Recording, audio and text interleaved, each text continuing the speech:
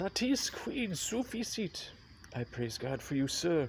Your reasons at dinner have been sharp and sententious, pleasant without scurrility, witty without affection, audacious without impudency, learned without opinion, and strange without heresy.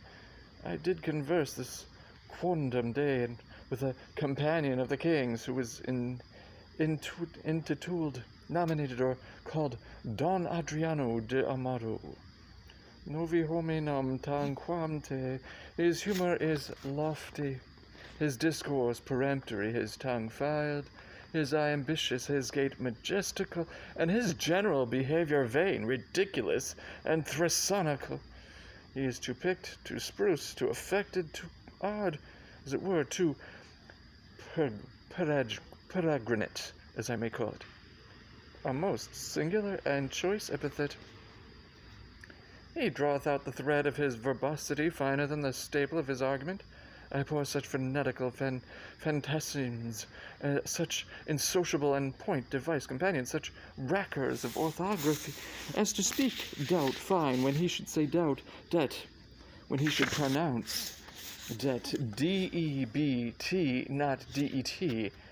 He cleppeth a calf cough, half, hoff, neither vocator neighbor, nay, abbreviated n. This is abominable, which he would call abominable. It insinuateth me insani, he ne intelligis domine, to make frantic, lunatic, los don deo bone intelligio. Bon, for bene. Prision a little scratched, 'twill serve. Fidesne quis venit, video et godio, shura, quare, shura, not sura, men of peace, well encountered, most military, sir, salutation. They have been at a great feast of languages in stone, the scraps.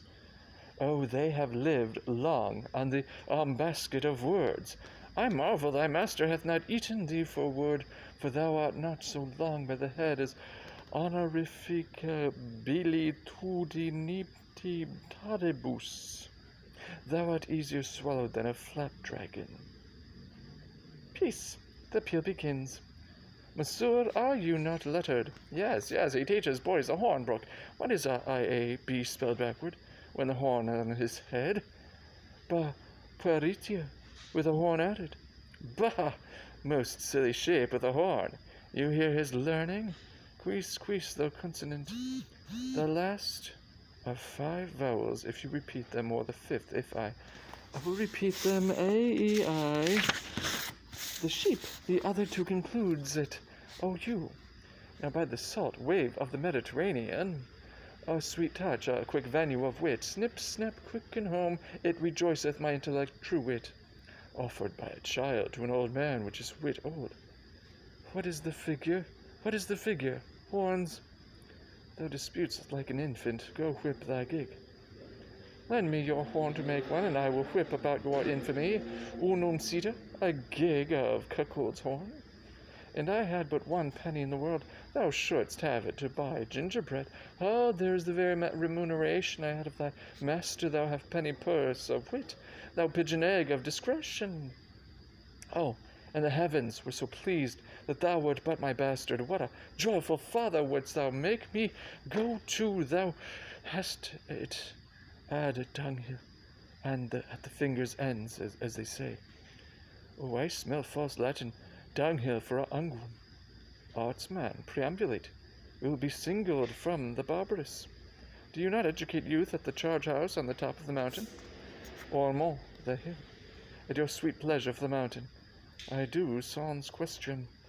Sir, it is the king's most sweet pleasure and affection to congratulate the princess at her pavilion and the posteriors of this day, which the rude multitude call the afternoon. The posterior of the day, most generous, sir, is liable, congruent, and measurable, for the afternoon. The word is well culled, choose, sweet, and apt, I do assure you, sir, I do assure. Sir, the king is a noble gentleman, and my familiar. I do assure you, very good friend, for what is inward between us, let it pass. I do beseech thee, remember thy courtesy. I beseech thee, apparel thy head, and among other important and most serious designs, and of great import indeed too. But let that pass, for I must tell thee, it will please his grace by the world sometimes to lean upon my poor shoulder, and with his royal finger thus dally with my excrement, with my mustachio. But, sweetheart, let that pass. By the world, I recount no fable. Some certain special honors it pleaseth his greatness to impart to Armado, a soldier, a man of travel that hath seen the world. But let that pass. The very all of all is but, sweetheart, I do implore secrecy, that the king would have me present the Princess Sweet Chuck with some delightful ostentation, or show, or pageant, or antic, or firework. Now, understanding that the curate and your sweet self are good at such eruptions and sudden breaking out of mirth, as it were, I have acquainted you withal to the end to crave your assistance. Sir, you shall present before her the 9 worthies, Sir Nathaniel, as concerning some entertainment of time, some show in the posterior of this day to be rendered by our assistance, the king's command, and this most gallant, illustrate, and learned gentleman before the princess, I say, none so fit as to present the 9 worthies. Where will you find men worthy enough to present them? Joshua, yourself, myself, and this gallant gentleman, Judas Maccabeus, the swain, because of his great limb or joint, shall pass Pompey the page, Hercules. Pardon, sir, error. He is not quantity enough for that worthy's thumb.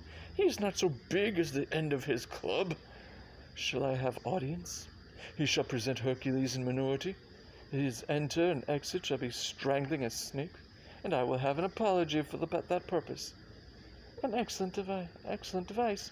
So if any of the audience hiss, you may cry, "Well done, Hercules, now thou crushest the snake." That is the way to make an offense gracious, though few have the grace to do it. For the rest of the worthies, I will play 3 myself. Thrice worthy gentlemen, shall I tell you a thing? We attend. We will have, if this fadge not an antic, I beseech you, follow. Be a goodman, dull, thou hast spoken no word all this while, nor understood none neither, sir. We will employ thee. I'll make one in a dance or so, and I will play on the tabor to the worthies, and let them dance the hay. Most dull, honest dull, 'twere sport away.